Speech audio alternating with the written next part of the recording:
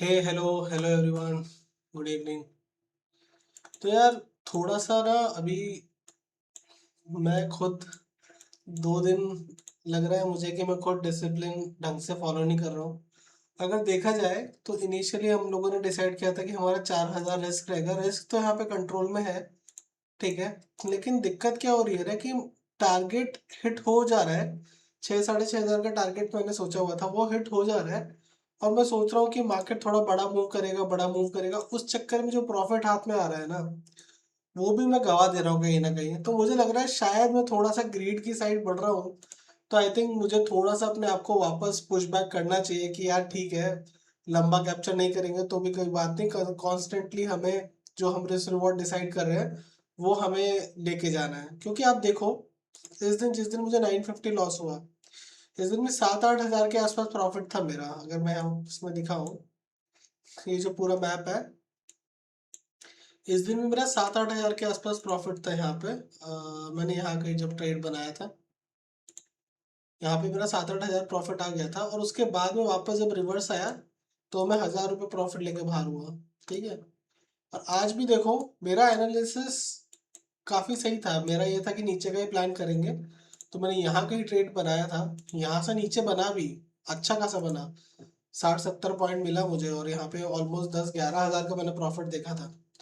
लेकिन क्या होता है ना, जब इसने अपना लो ब्रेक डाउन किया यहाँ पे, तो आई वॉज वेटिंग कि मार्केट धीरे धीरे धीरे यहाँ से थोड़ा नीचे आ सकता है। तो मैंने सोचा कि ठीक है यार, होल्ड करते हैं और थोड़ा सा मार्केट अगर बड़ा मूव करेगा तो कैप्चर कर लेंगे, हमको एक अच्छा अपॉर्चुनिटी मिल जाएगा। बट हुआ क्या ना, मार्केट ने इतना ज़्यादा फास्ट यहाँ से रिवर्सल दिया। ये जो रिवर्स दिया, ये वी शेप रिकवरी होती है। तो मार्केट में ना वी शेप रिकवरी बहुत ज़्यादा कम होती है। और जब भी ऐसी वी शेप रिकवरी होती है ना, तब कोई भी कुछ भी नहीं कर सकता है, बिकॉज ये मार्केट स्ट्रक्चर में बहुत धीरे होती है। क्योंकि आप कहीं पे भी देखोगे ना, मार्केट ऐसे वी शेप रिकवरी बहुत कम होती है। क्योंकि मार्केट हमेशा पुल बैक्स में चलता है। आप कहीं पे भी देखोगे, जैसे मैं आपको जैसे यहाँ पे देखो आप, है ना, मार्केट अगर यहाँ पे बढ़ा तो थोड़ा नीचे आया, फिर बढ़ा थोड़ा नीचे आया, फिर ऊपर थोड़ा नीचे आया, ठीक है। तो ऐसा नहीं होता कि मार्केट यहाँ तक बढ़ा तो पूरा नीचे आ गया। देखो यहाँ पे भी आया तो थोड़ा ऊपर गया, फिर नीचे आया, थोड़ा ऊपर गया, फिर नीचे आया, ठीक है। तो मार्केट ना हमेशा कर्व्स में चलता है। या तो वो हायर हाई बनाते हुए चलता है या हायर लो बनाते हुए चलता है। मार्केट कभी ऐसे नहीं चलता कि एक बार ऊपर गया हाई और सीधे नीचे आ गया। ऐसे ये वी शेप रिकवरी नहीं बनती है मार्केट में, या नीचे आया सीधे ऊपर चल गया, बहुत कम बनती है। तो इसलिए आप देखोगे ना, मैं यहाँ पे ऑलमोस्ट थोड़ा सा मुझे रिएक्शन ही नहीं मिला। क्योंकि मैं सोच रहा था कि मार्केट ठीक है, यहाँ ब्रेक किया है, थोड़ा सा पुल बैक करेगा, यहाँ लेके वापस हल्का सा नीचे आएगा, और अपने अगर लोअर लो को नहीं तोड़ता है यहाँ पे और यहाँ से ऊपर जाने लगता है तो मैं एग्जिट कर जाऊंगा। मैंने ये सोचा था। लेकिन मार्केट मैंने जब यहाँ पे लिया था और मार्केट इतना शार्प पुल बैक हुआ, मेरा जो भी 8-10 हज़ार का प्रॉफिट था वो तो गया ही गया। ऊपर से फिर मैंने यहाँ पे जो ट्रेड बनाया था उसमें मेरा लॉस भी हो गया। तो मैंने फिर इसलिए क्विकली 3,500 का लॉस बुक कर लिया। उसके बाद में फिर मैंने अपना सिस्टम क्विट कर दिया। बिकॉज अगर इतनी जल्दी हो रहा है ना तो साइकोलॉजी खराब होने में टाइम नहीं लगता है, ठीक है। तो अभी भी हमारा नेट 24.3 कुछ के आसपास है। बट मैं वही सोच रहा हूँ कि यार थोड़ा सा इस चीज़ को अवॉइड करते हैं, जो हमने डिसाइड किया था उसी को फॉलो करते हैं, ठीक है। एंड उसी की बेसिस पे लेट्स डिस्कस कि कल मार्केट का क्या सिनेरियो लग रहा है। टू बी फ्रैंक, मुझे अभी भी थोड़ा सा बियरिश साइड ही लग रहा है। तो अगर मार्केट हमारा 24,000 के ऊपर खुलता है तो हम देखेंगे पॉजिटिव प्राइस एक्शन बन रहा है या नहीं बन रहा है। अनटिल अनलेस अगर इस रेंज में बनता है मार्केट, तो इस रेंज में अगेन वो स्टार्टिंग में थोड़ा सा टाइम पास कर सकता है और फिर इस रेंज को नीचे ब्रेक कर सकता है, ठीक है। तो आइडियली यहाँ पे 2-3 सिनेरियो मेरे हैं जो मैं प्रेफर करूंगा, ठीक है।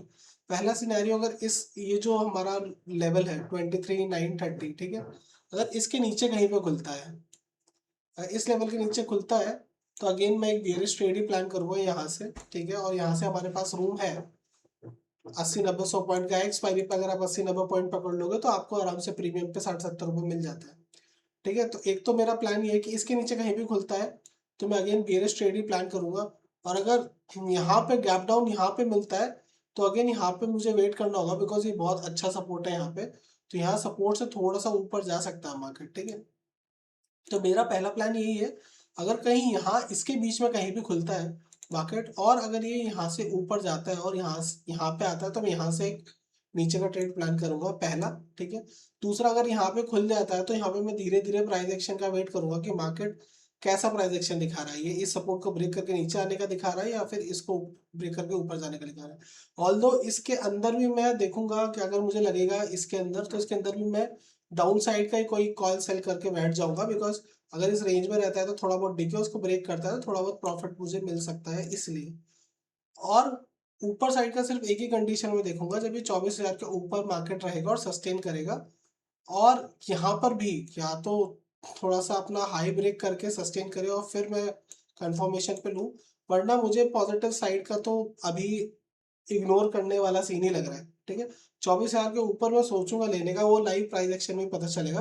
बट नॉर्मली दो मेरे कंफर्मेशन जो मेरे को लग रहे हैं बेस्ट ट्रेड्स जो हो सकते हैं, वो ये है कि इस रेंज के अंदर खुलता है, यहाँ पे कहीं पे अगर हमें छोटा बहुत प्राइस एक्शन दिखता है तो यहाँ पे अंदर आप पहले ही बना लो रेंज के अंदर, क्योंकि रेंज जब ब्रेकआउट करता है कैंडल तो ऑलमोस्ट इतना बड़ा कैंडल बना देता है कि आप वापस से फिर एंट्री लेते हो तो आपका रिस्क रिवॉर्ड काम नहीं करता।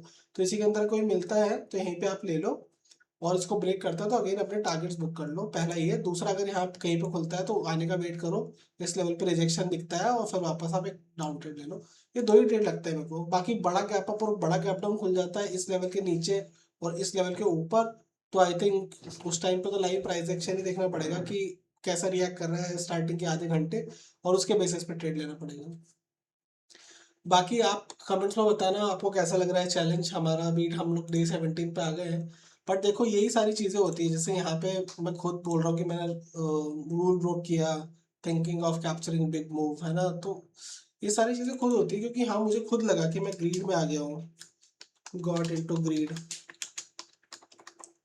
तो ये सारी चीज़ें होती है जो धीरे धीरे हम लोगों को खुद ऑब्जर्व करनी है और हमको एज एन ट्रेडर इम्प्रूव करना है। तो मे बी कल मैं थोड़ा सा पोजीशन साइज भी कम कर लूँ, एक ही लॉट ट्रेड करूँ या फिर 3 की जगह 2 लॉट ट्रेड करूँ, एक ही लॉट ट्रेड करूँ, बिकॉज अगेन जब ये सारी चीज़ें आने लगती है तो हमें अपना पोजीशन साइज थोड़ा सा डिक्रीज कर लेना चाहिए। कम प्रॉफिट हो चलेगा लेकिन बड़ा लॉस नहीं होना चाहिए, ठीक है। तो अभी फिर मिलते हैं हम कल के मार्केट में। बाकी आप ये एनालिसिस फॉलो करते रहिए, ठीक है। चैनल को भी फॉलो करिए, सब्सक्राइब करिए। कुछ भी डाउट्स हो तो आप चैट में पूछिए, मैं आपको आंसर दूंगा वहाँ पे, ठीक है। Thank you. जय हिंद, जय भारत।